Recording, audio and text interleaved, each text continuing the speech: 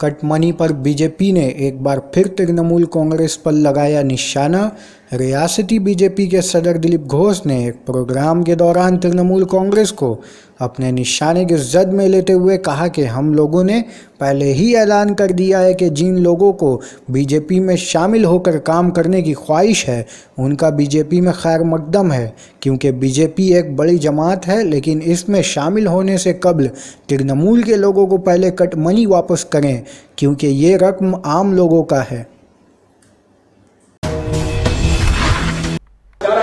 আগেও আমাদের মেরেছে, এরকম বহু লোক আমাদের সঙ্গে যোগাযোগ করছে, বুঝতে পেরেছে সুদ আসল একসঙ্গে উসুল হবে, তাই বিজেপি ঠান্ডার তলে আসছে।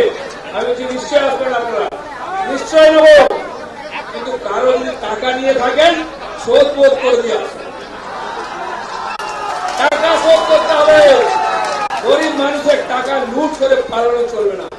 বিজেপির দরজা অনেক বড়, বাড়ি অনেক বড়, আমাদের মনটা অনেক বড়, সবাইকে নেব বিশ্বের সবচেয়ে বড় পার্টি।